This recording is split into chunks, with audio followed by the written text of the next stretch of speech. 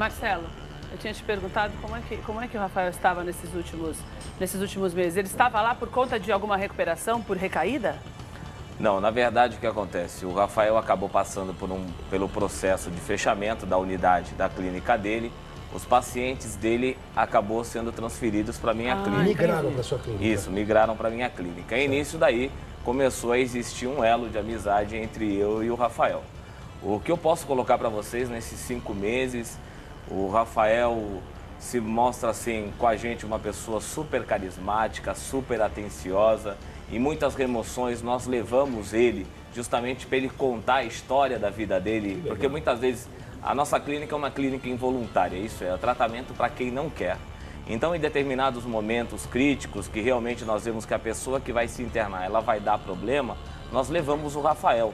Rafael ali com a bagagem que ele já tem dentro disso daí, acaba contando um pouco da história, da trajetória dele em relação ao mundo das drogas, e nisso nós conseguimos muitas vezes levar a pessoa de própria vontade, sem necessário de usar força nem nada.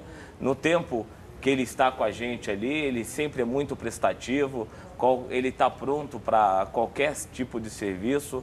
Assim, me causou assim uma estranheza grandiosa em relação ao incidente, mas é uma coisa que, infelizmente, quem hoje passa por esse mundo da drogadição é algo que acaba sendo do nosso cotidiano, que, logicamente, o Rafael ali teve um surto. Suzy, então, com esse histórico todo, com essa explicação detalhada do Marcelo, a gente está vendo que o Rafael estava feliz, celebrando a vida. Daí teve esse infortúnio que nós ficamos sabendo sobre a separação dele, com a mulher dele, né? Isso tudo, que diagnóstico que você daria para o caso do Rafael, para ele ter melhorias? Vamos ver o aspecto positivo da história. De que forma que você, o seu viés, que você observa o caso específico do Rafael? Bom, pelo que me parece, né, por tudo que a gente está observando e ouvi também do Alex, ele vinha passando por um momento de ruptura, né, ruptura no casamento. A gente sabe que isso sempre leva a um momento de tristeza, melancolia, principalmente quando se tem filhos. Então, isso já fragiliza uma pessoa diante dessa situação de ruptura. Me parece que ele foi frustrado também nessa questão de vender o apartamento e teve uma surpresa desagradável. E isso fez, então, com que eclodisse dentro dele toda aquela tristeza, melancolia, aquela falta de perspectiva de vida, porque quando se rompe uma relação, a gente fica realmente num momento difícil, de reconstrução. Então, parece que desmoronou tudo aquilo que ele vinha sonhando, que ele tinha como perspectiva de mudança de vida.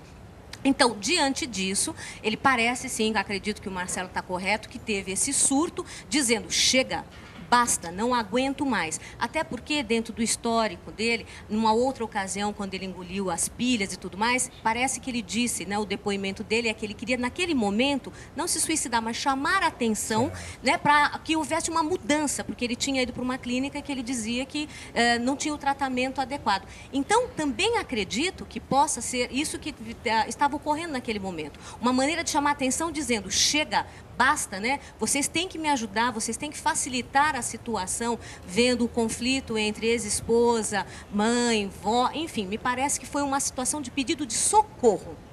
Não como sendo realmente uma situação assim, quero o final da vida. Me parece mais que foi aquele momento de desespero. Geral. Exatamente, né? Que é um recomeço, na verdade. Exato, né? Como quem diz assim, basta, não aguento mais, para dar um alerta para as pessoas que estavam ao redor, que estavam em conflito, provavelmente, né? Então, ele pediu um socorro, na minha opinião, né? E que a gente torce, sem dúvida nenhuma, para que haja uma mudança. Agora, dentro dessas situações que a gente observa, como é o caso do Rafael, é importantíssimo um acompanhamento terapêutico para que ele consiga mudar a sua visão de vida, para que ele tenha uma perspectiva mais positiva. Então, ele tem que começar a encarar as situações da vida por um lado, assim, de aprendizado, né? Por um lado, onde aquilo veio a agregar, lidar com maior tolerância diante das frustrações da vida, saber controlar mais os seus ímpetos. Isso tudo, uma terapia, ajuda demais, né? Junto, evidentemente, com o acompanhamento que ele vinha fazendo, medicamentoso, para auxiliá-lo nessa questão. A gente sabe que a dependência química gera uma série de